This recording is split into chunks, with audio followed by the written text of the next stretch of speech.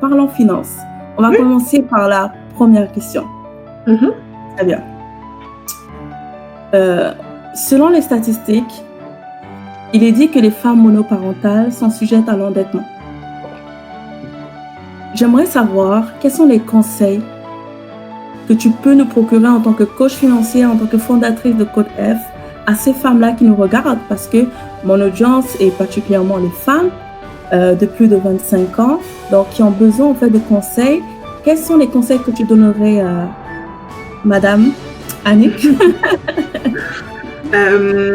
Le conseil en fait, que je donnerais pour lutter contre l'endettement, ça va être basique là, mais c'est de savoir où va son argent. Okay? Et donc ça passe par un budget notamment. Non seulement avoir un budget, mais surtout faire un suivi de ses dépenses. Parce que beaucoup de gens, même quand je rencontre en coaching, les gens que je rencontre en coaching notamment, très peu ont un budget, premièrement. Et deuxièmement, très peu savent comment est-ce que l'argent qu'ils gagnent est dépensé. Ils vont savoir, ok, d'accord, quand mon salaire arrive, oui, je paye le loyer, oui, je paye les factures, etc. Mais au-delà de ça, non. Et quand on ne fait pas ce suivi-là de ces dépenses, on ne se rend pas compte qu'il y a plusieurs petites dépenses qu'on tend à faire qui nous paraissent anodines, mais qui à la fin du mois, à la fin de l'année, nous coûtera très cher. Exemple, même pour les enfants, là, okay? La notion de, comment ça, le fait de faire la boîte à lunch des enfants. Tu peux faire comme ça. Il y en a qui font du meal prep, donc préparer les lunchs de la semaine. Donc, quand tu sais que, ok, voici les lunchs que je vais préparer dans la semaine, il va falloir que j'aille acheter ça à l'épicerie.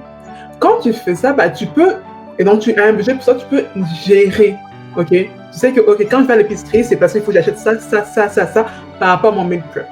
Mais si tu ne le fais pas, et que par exemple, tu vas acheter des lunchs pour les enfants, déjà tout fait, par exemple, ou bien que les enfants doivent manger à l'école, etc., c'est des frais supplémentaires, en fait. Donc, le premier outil que je donne toujours aux clients que je coach et que je donnerai aussi même pour nos femmes, c'est à la base, c'est avoir un budget. Mesdames, ayez un budget, puis au-delà de ça, essayez de suivre les dépenses que vous faites. Donc, c'est savoir, ok, quand ma paye arrive, comment est-ce que je la dépense? Parce qu'une fois qu'on va faire un budget, on va pouvoir déterminer justement, est-ce que je suis capable, à la fin du mois, une fois que j'ai fait mes dépenses importantes et mes autres dépenses, d'avoir un peu d'épargne. Donc, c'est comme ma capacité d'épargne à la fin du mois.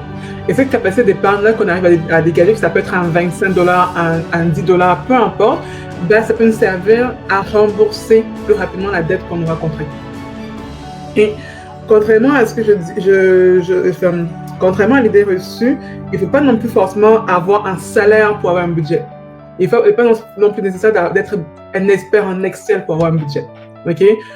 Comme on dit encore une fois, le budget, oui, ça prend la liste des revenus versus la liste des dépenses, mais même si on n'a pas de revenus, au moins lister quelles sont nos principales dépenses. Ça va être un outil principal. Et comme on dit encore une fois, vous pouvez les faire. Oui, vous pouvez les faire sur Excel si vous êtes à l'aise. Vous pouvez les faire sur un bout de papier, un bout de mouchoir. Ok? Et il y a aussi des applications qui existent de plus en plus, notamment des applications à même votre compte bancaire.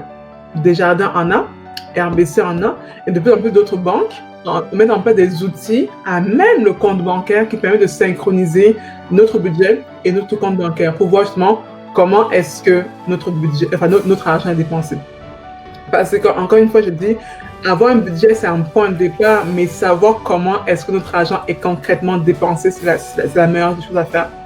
Parce que le budget, c'est ce qu'on aimerait dépenser, c'est la manière dont on aimerait dépenser notre argent. C'est du prévisionnel.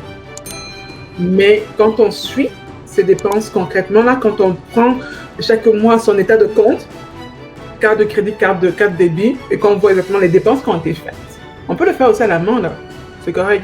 Quand on voit concrètement les dépenses qui ont été faites, moi j'avais ça par rapport aussi le walk of shame des dépenses. Okay?